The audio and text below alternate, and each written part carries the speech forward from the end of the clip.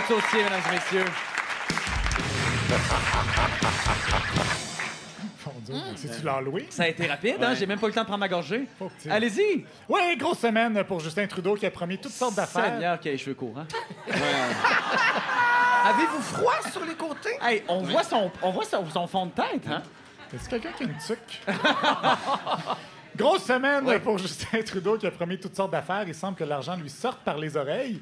Il a entre autres promis des bourses de 2 000 $ aux familles défavorisées pour qu'elles puissent prendre des vacances si elles prennent les dites vacances dans un parc national canadien plutôt qu'à Cayo Coco. Je ne sais pas à quel point c'est une priorité de payer des vacances au monde, mais ça a beaucoup plus indigné Mario Dumont que moi sur les ondes de LCN. Je sais pas comment on va contrôler ça. Je sais pas quel formulaire va s'assurer que les gens avec le 2000 $ prennent vraiment des vacances. Qu'est-ce qu'ils font avec l'argent, qu'ils boivent. Écoute, Ce que vont faire les pauvres avec cet argent, malheureusement, M. Dumont n'a pas pu finir sa phrase, coupant de justesse la fin du mot qui commençait par bois. On va présumer qu'il voulait dire boisé ou boîte à lunch parce qu'il insinuait sûrement pas que les pauvres allaient prendre cet argent-là pour aller le boire. Ce serait pas son genre d'avoir un préjugé comme ça. De toute façon, c'est pas tous les pauvres qui boivent. Il y en a aussi qui prennent de la drogue. Jean-Philippe. Toujours dans le domaine de peut-être boire de l'alcool sur notre bras, Jérôme Landry de Énergie à Québec avait quelques observations à faire sur la marche pour le climat qui s'est tenue dans sa ville. Regarde, c'est sûr qu'il y en a qui sont là pour les convictions. Mais je regardais ça aller, là, je regarde ça, là, le petit congé, les fonctionnaires, les subventionnés, les enseignants, les étudiants. C'était pour bien du monde, là, je regardais là, qui s'en venait tantôt sur René Lévesque, elle m'en venait dans mon VUS tantôt. Là, puis, c'était quasiment une petite bière, puis let's go. Oui, il checkait ça dans son VUS et les gens avaient quasiment une petite bière. Et vous savez ce que c'est d'avoir quasiment une petite bière? Non. C'est exactement l'équivalent de pas avoir de petite bière, Jean-Philippe. C'est quand même difficile à satisfaire ces gens-là. Soit les manifestants sont trop violents, soit ils sont trop de bonne humeur.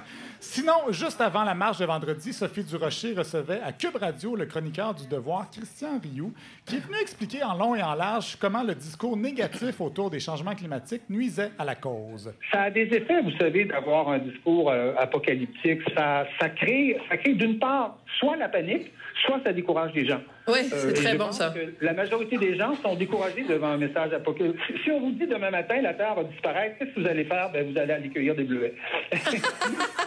Oui, ça décourage et ça crée de la panique, sauf peut-être pour les centaines de milliers de personnes qui ont marché dans le calme ce jour-là. Mais il y en a peut-être aussi qui sont partis cueillir des bleuets. On ne le sait pas. C'était un peu tard dans la saison. En passant, j'ai vu beaucoup de films sur l'apocalypse et en général, quand la fin du monde arrive, les gens vont pas à la cueillette de bleuets. Ils boivent comme des trous, ils font des orgies, ils tirent du gun, ils font exploser des affaires pour le fun, ce qu'on appelle dans le milieu un samedi soir chez Jean-Philippe. Je savais. Je suis tellement tanné de ça. Là. Pourquoi vous riez, vous? Ben, je vous connais bien. Cela dit, on n'a jamais été invités dans ces soirées-là, Jean-Sébastien et moi. Non. Parlant de discours apocalyptiques, pendant ce temps-là... Je me verrais mal inviter Jean-Sébastien dans ces soirées-là. On se connaît trop, c'est ça que je veux dire. On se connaît trop. Oui. OK, parfait. Mon Dieu, vous ne viendrez pas. Et parlant de discours apocalyptique, pendant ce temps-là, Dominique Champagne était à RDS pour parler de la marche à RDS. J'imagine le gars qui voulait entendre parler du 3e trio de Canadiens ce jour-là, il a dû faire un moyen saut. Quand le fascisme est débarqué en Europe, là, il fallait faire face à la menace. On s'est pas dit, ouais, on va continuer pareil parce que ça menace l'économie. Il a fallu qu'on s'allie, qu'on change, qu'il y ait du rationnement, qu'il y ait un effort de guerre considérable pour vaincre le fascisme. Bien, le problème du réchauffement climatique, là, si ça se trouve, il est plus menaçant que le fascisme hitlérien. Fait que ce qu'on a besoin, c'est un effort de guerre qui nous oblige à faire des changements radicaux. C'est intense, votre ami Jean-Philippe. Ah, mais un chum, c'est un chum.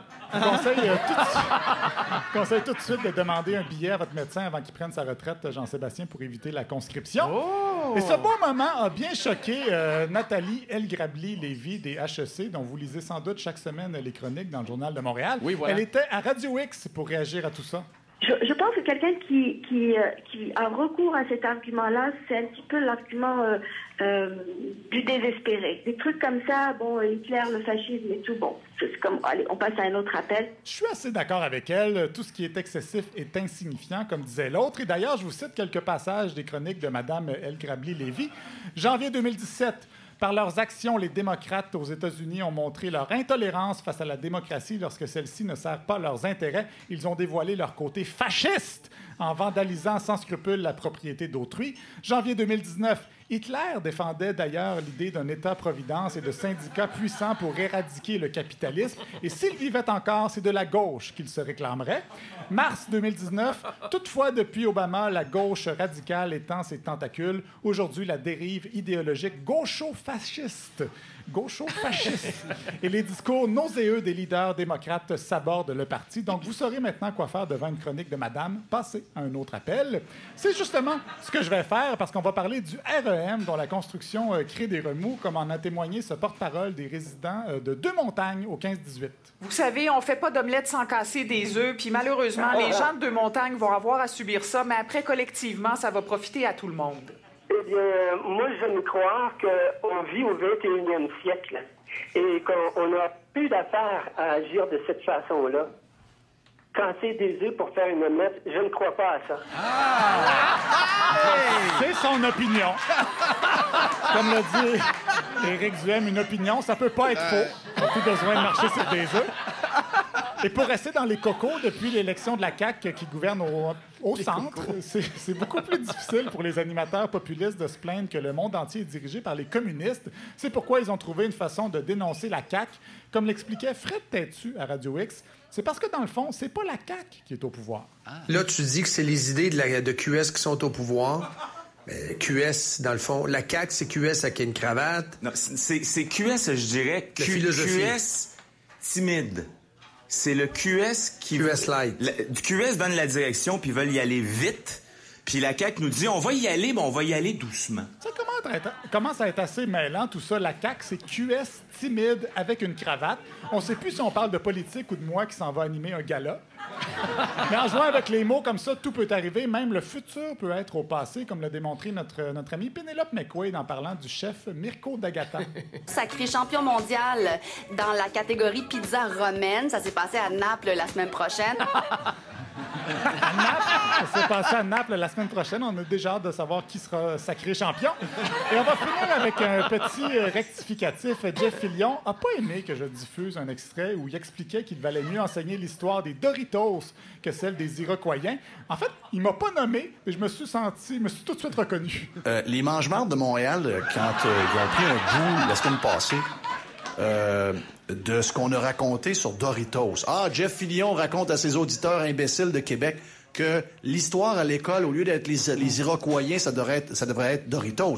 Et ils ont pris ce bout-là pour le faire entendre à leur gang de Mongols là-bas. Mais ils l'ont trimé, Ils l'ont trimé, oui. Alors que le point là-dedans, c'est que peu importe le succès, puis c'est ça qu'il faut inculquer chez les jeunes, tout ce qu'ils consomment, qui paraît gros aujourd'hui, il y a eu un début modeste. Donc, son point, c'est qu'on devrait raconter l'histoire de compagnies qui sont parties de loin à nos jeunes plutôt que d'insister sur les Iroquoiens. Donc, ce qu'il voulait dire, c'est pas que l'histoire des Doritos est plus intéressante que celle des Iroquoiens, mais que l'histoire des Doritos est plus intéressante que celle des Iroquoiens. Voilà, c'est rectifié. Merci. Merci. Mon Dieu. C'est pas sa coupe de cheveux qui...